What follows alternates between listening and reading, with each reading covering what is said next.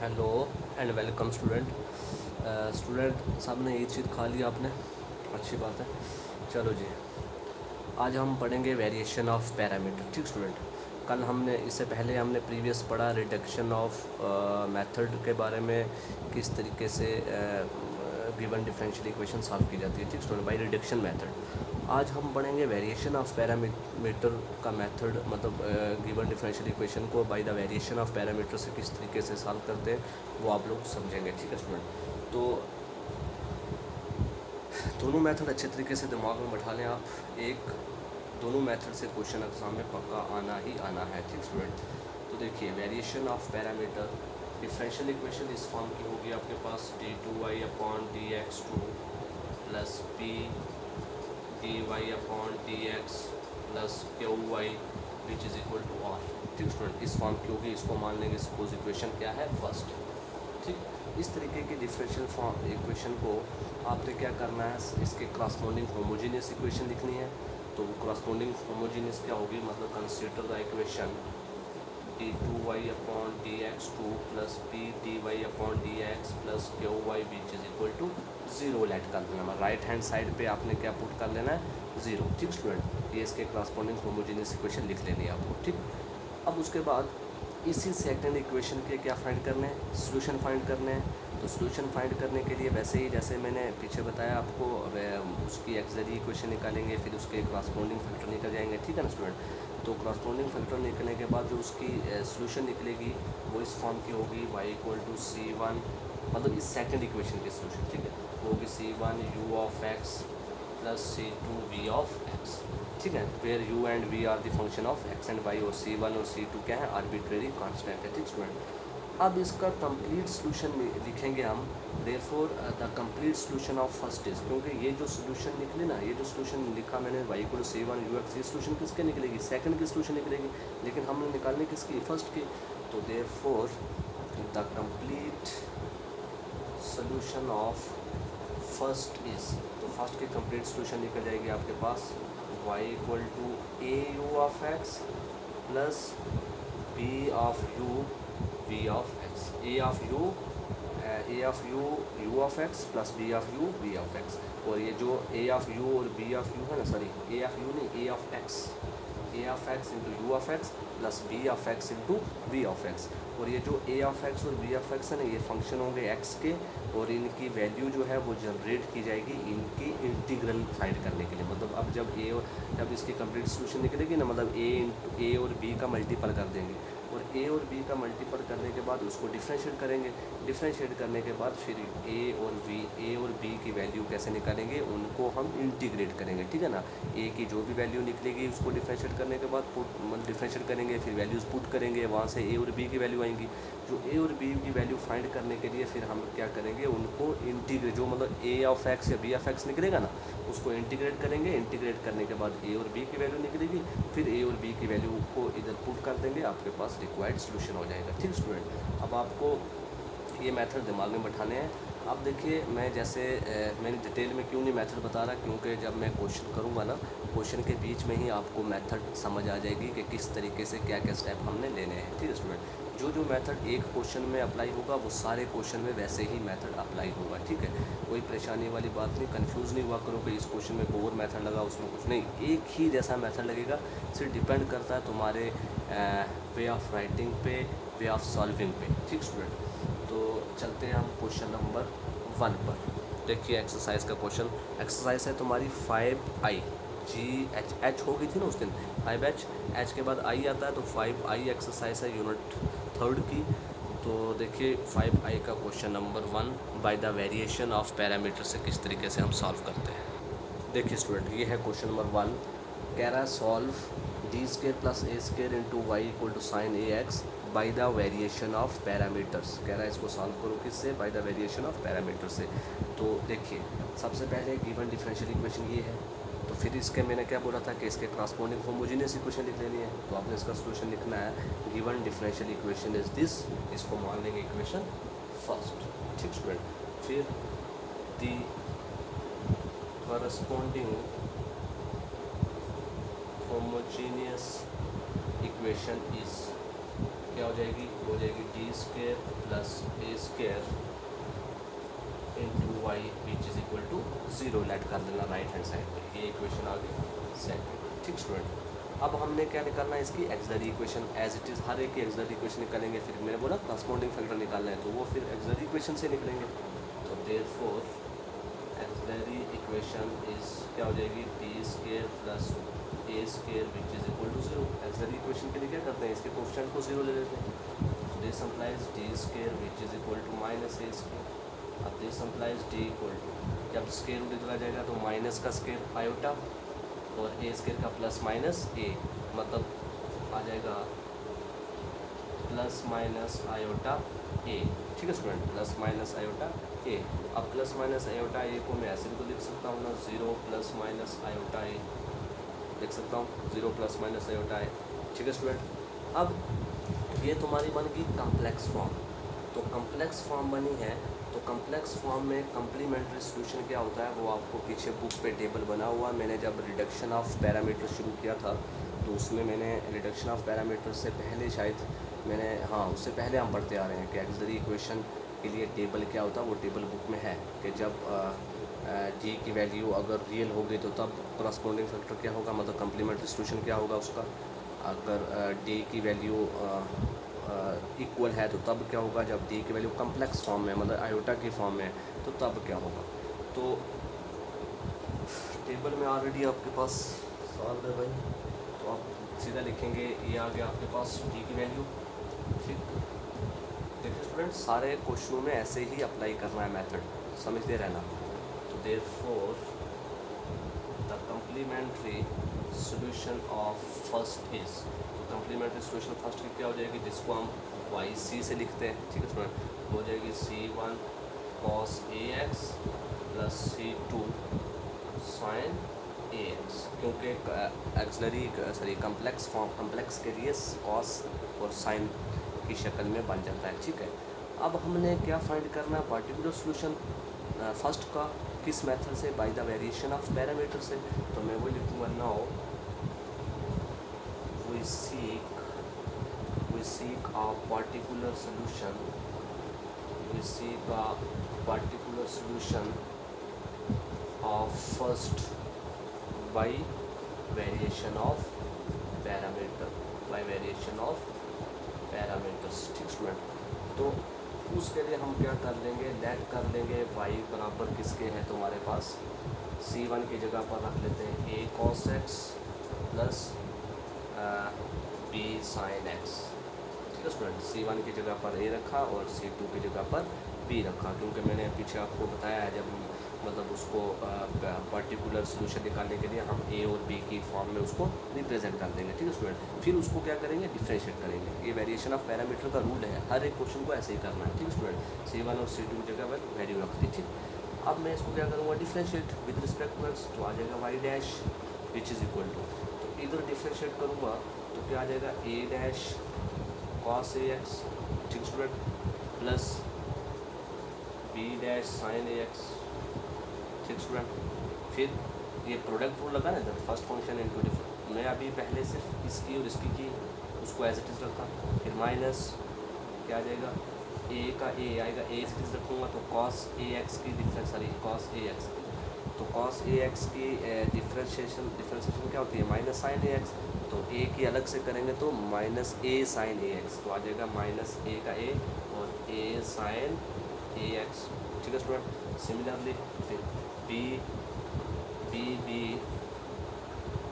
Cos A X, sorry B नहीं है, A है, A cos A X, sine की कॉस बन जाएगी, साइन ए एक्स की कॉस ए एक्स और ए की अलग से A, it means A cos A x.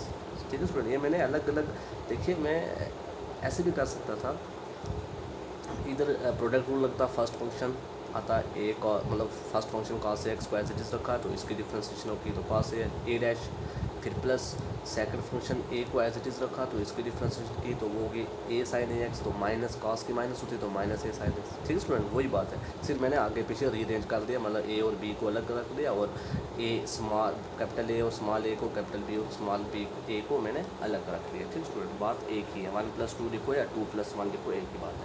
आप ऐसे भी कर सकते हो, पहले इधर डिफ्रेंशिएट करो, लगाओ प्रोडक्ट रूल अलग से, फिर उसको डिफ्रेंशिएट अलग से करो, वो बात एक है, फिर उनको अलग अलग कर दो, एक ही बात है। ठीक है, आपकी मर्ज़ी, आप ऐसे लिखो या स्टेप करो, इसको पहले अलग से करो, उसको अलग से करो, वो भी ठीक है। ठीक है स्टूडेंट, तो अब देखिए, अब उसके बाद जब यहाँ पर पहुँचोगे, हर एक स्टेप में, हर एक क्वेश्चन में जब यहाँ पर पहुँचोगे, वहाँ पर पहुँचने के बाद जो भी ए डैश और बी डैश वाले होंगे, इसको क्या कर देना आपने, चूज़ कर देना है, ये किसके बराबर है, 0 के बराबर। तो मैं इस इक्वेशन को मानूंगा, मैं सपोज इक्वेशन 4 है, तो आप लिखोगे choose a dash cos ax plus B dash sine ax equal to 0।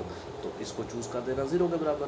तो जब ये 0 के बराबर होगा तो आपके पास y डैश की क्या वैल्यू बच जाएगी, फिर आपके पास ये वाली वैल्यू बच जाएगी माइनस ए साइन ax प्लस बी ए कॉस ax। ठीक है स्टूडेंट, ये हर एक क्वेश्चन में ऐसे करना है। जब यहाँ पर पहुँचने के बाद इस वाली जो सिंगल डेरिवेटिव वाला होगा ना, मतलब जो ए और बी का डेरिवेटिव वाला होगा, उसको आपने चूज़ कर देना है 0। ठीक स्टूडेंट, वो चाहे जैसी मर्जी फॉर्म का क्यों ना हो। ठीक स्टूडेंट, अब उसके बाद जब मैंने ये चूज़ किया 0, तो आपके पास y की वैल्यू ये आ गई। देन आप इसे लिख सकते हो चूजिंग ए इक्वल टू 0, तो देन फोर्थ बिकम्स y की वैल्यू आ जाएगी, मतलब y डैश की वैल्यू आ जाएगी माइनस ए साइन ax प्लस बी ए कॉस ax। ठीक स्टूडेंट, अब इसको अगेन डेरिवेटिव करना विद रिस्पेक्ट टू x, तो आ जाएगा y डबल डैश। तो y मैंने डबल डेरिवेटिव किया हुआ, आप लोग भी कर सकते हैं। तो y डबल डेरिवेटिव जब करूँगा तो आपके पास रिजल्ट आ जाएगा माइनस ए। मैं डायरेक्ट रिजल्ट लिखूँगा, आपको डिफ्रेंशिएशन करनी आती है, आप लोग कर सकते हैं। ठीक है स्टूडेंट, क्योंकि इसकी डिफरेंस क्या होगी, साइन ए एक्स आ जाएगा, मतलब देखिए ये माइनस है ना, तो माइनस ए का माइनस ए, और ए का डेरिवेटिव क्या होगा, ए डैश और साइन ए एक्स वैसे। ठीक, प्लस सेकंड फंक्शन रखूँगा ए को वैसे ही इसकी डिफ्रेंशिएशन करूँगा, तो साइन ए एक्स की डिफ्रेंशिएशन क्या होती है, कॉस ए एक्स। भाई कॉस ए एक्स होती है ना, तो कॉस ए एक्स तो ए और ए इंटू ए स्क्वायर हो जाएगा। तो आप ऐसे करो या आप ऐसे करो, पहले इसको लिखो, पहले इसको डिफ्रेंशिएट करो सिंगल टाइम, फिर इसको सिंगल टाइम डिफ्रेंशिएट करो। तो इसको सिंगल टाइम डिफ्रेंशिएट करेंगे तो क्या आ जाएगा आपके पास, ए का ए, बी डैश और कॉस एक्स की क्या होती है भाई, कॉस एक्स की होती है कॉस ए एक्स, मतलब होती नहीं, कॉस ए एक्स को वैसे ही रखना है। ठीक है, क्योंकि अभी मैं सिर्फ ए और बी को डिफ्रेंशिएट करता हूँ। ठीक है, अब उसके बाद इसको तो किया फर्स्ट, मतलब साइन ए एक्स को वैसे ही रखा, तो इसको डिफ्रेंशिएट किया। अब इसको वैसे ही रखेंगे, इसको डिफ्रेंशिएट करेंगे, तो साइन ए एक्स की डिफ्रेंशिएशन क्या होगी, कॉस ए एक्स, और ए एक्स के अलग से करेंगे तो ए, तो ए इंटू ए स्केयर हो जाएगा। ठीक है, ए इंटू ए स्केयर, तो आपके पास क्या आ जाएगा, साथ में माइनस है तो आ जाएगा minus A square A cos A x. Similarly आगे आ जाएगा प्लस बी ए, सॉरी माइनस आएगा B plus minus A square B sine A x. ठीक है स्टूडेंट, ये आगे सपोज तुम्हारी इक्वेशन कौन सी, फिफ्थ रख लो जो मर्जी। ठीक है, ठीक, इससे पहले फोर्थ रखी थी हमने कौन सी वाली, जो ऊपर आई थी वाई डैश, और जो चूज़ किया था उसको माना सिक्स, और चूज़ करने के बाद जो तुम्हारी ये वाई डैश बनी इसको मान लेते हैं सपोज सिक्स। ठीक, और ये जो डबल डेरिवेटिव बना इसको मान लेते हैं इक्वेशन 7। ठीक है स्टूडेंट, अब आपने क्या करना है, सब्स्टिट्यूट कर देना है y की वैल्यू, y डैश की वैल्यू और y डबल डैश की वैल्यू किस में, फ्रॉम किस इक्वेशन से, फ्रॉम थर्ड और सेवन्थ से, थर्ड और सेवन्थ की वैल्यू आपने सब्स्टिट्यूट कर देनी, मतलब y और y डबल डैश की वैल्यू, सिर्फ y और y डबल डैश, मतलब जो थर्ड इक्वेशन में y की वैल्यू थी और जो ये सेवन्थ इक्वेशन में y डबल डैश की वैल्यू है, ये सब्स्टिट्यूट कर देना है किस इक्वेशन में, फर्स्ट इक्वेशन में। तो जब फर्स्ट इक्वेशन में सब्स्टिट्यूट करेंगे तो आपके पास क्या मिलेगा, देखिए मैं डायरेक्ट आंसर लिखूँगा, देखते हैं क्या लिखना भाई, substituting the value of y and y dash, यही मेथड है भाई, हर एक क्वेश्चन ऐसे अप्लाई करना है। जो y और y डैश की वैल्यू आएंगी वो सब्स्टिट्यूट कर देना फर्स्ट में, तो आपके पास क्या आ जाएगा, minus a dash sine A x plus a b dash cos A x. ठीक student, minus a square a, आप लोग सब्स्टिट्यूट करके देख लें, a square a cos A x. ठीक स्टूडेंट, फिर minus a square b sine A x plus a square a cos A x plus a square b cos a square b sine A x, a square b sine A x और equal to क्या था, sign ए x. ठीक student, first equation ये थी ना, तो इसको मान लेते हैं इक्वेशन, हाँ अभी नहीं, अब इसको आगे और करते हैं। और तो देखिए दिस सिंप्लाइज मैं इसको ऐसे भी तो लिख सकता हूँ ना, यहाँ से देखिए कट जाएगा कोई, ए square a cos A x और ए स्क्वायर ए कॉस एक्स, ये और ये कट गया, फिर ए स्क्वायर बी साइन ए एक्स, ए और बी ये कट गया। ठीक है, बचा क्या आपके पास, minus a dash sine A x बचा। ठीक student, plus a b dash cos A x बचा। ठीक स्टूडेंट, और equal to sine A x, इसको मान लेंगे इक्वेशन 8। ठीक स्टूडेंट, अब हमने क्या ट्राई करना है, ए डैश और बी डैश की वैल्यू निकालनी है, कहाँ से, फ्रॉम 5th और 8th से। मैं जो 5th क्वेश्चन पीछे बनाई थी, 5th और 8th से हमने क्या फाइंड करना है, ए और ए डैश बी डैश की वैल्यू फाइंड करनी है। तो आप लिखोगे नाउ वी ट्राई, हर एक क्वेश्चन में भाई ऐसा करना, ध्यान रखना। तो now we try to find a dash and b dash from किस से, 5th एंड 8th, 5th और 8th इक्वेशन से। ठीक स्टूडेंट, तो 5th और 8th इक्वेशन से ए डैश और बी डैश की वैल्यू फाइंड करने के लिए क्या तरीका है, देखिए आप लोगों को क्या करना है, मल्टीप्लाई कर देना है 5th को by A cos A x को, और 8th को करना है साइन ए एक्स के साथ, और उनको सब्ट्रैक्ट कर देना है। ठीक है, तो आप लिखोगे multiplying 5th by A cos A x, 5th को ए कॉस ए एक्स के साथ मल्टीप्लाई करना है, एंड 8th को किसके साथ मल्टीप्लाई करना है, साइन ए एक्स के साथ। मल्टीप्लाई करने के बाद क्या कर देना, सब्ट्रैक्ट कर देना है, एंड सब्ट्रैक्टिंग वी गेट, और क्या कर देना है, सब्ट्रैक्ट कर देना है। तो मल्टीप्लाई करने के बाद सब्ट्रैक्ट करना है, तो देखिए 5th क्वेश्चन के साथ किसको मल्टीप्लाई करना है, ए कॉस ए एक्स के साथ मल्टीप्लाई करना है, तो फिर सब्ट्रैक्ट भी करना है। तो आपके पास रिजल्ट में डायरेक्ट रिजल्ट लिखूँगा, तो आप लोग सब मल्टीप्लाई करके सब्ट्रैक्ट करके चेक कर लें। ठीक है, तो आपके पास रिजल्ट आ जाएगा A dash A cos square A x plus A sine square A x. ठीक है स्टूडेंट, आ जाएगा equal to minus sine A square X. ठीक student, sorry minus sine square A X, minus sine square A x. ठीक student, therefore यहाँ से आ जाएगा A dash equal to, क्योंकि ये A cos square A x plus A sine square A X, ये 1 हो जाएगा, cos square X plus A common आ जाएगा ना, तो आपके पास बचेगा A dash equal to minus sine square A x. ठीक है स्टूडेंट, ये आ जाएगा।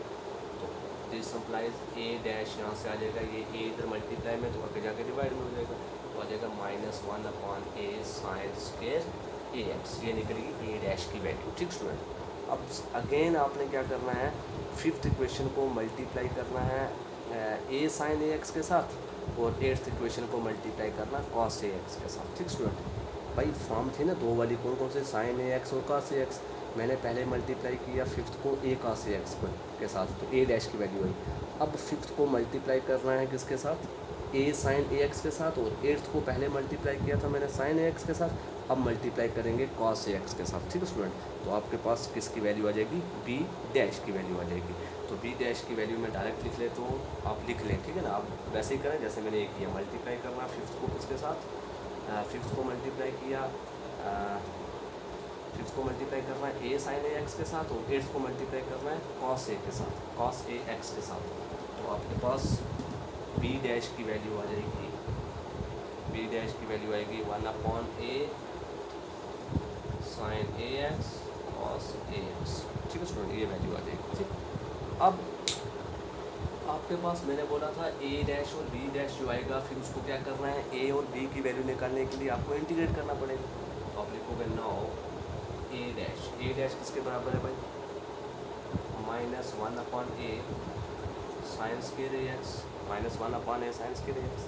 तो देयरफॉर इंटीग्रेट करना है, तो इंटीग्रेटिंग ऑन बोथ साइड, तो ए का डेरिवेटिव और इंटीग्रल कट जाएगा, तो क्या बचेगा, ए इक्वल -1/a कांस्टेंट है बाहर, तो साइन स्क्वायर ए एक्स को मैं ऐसे लिख सकता हूँ 2/2 साइन स्क्वायर ए एक्स।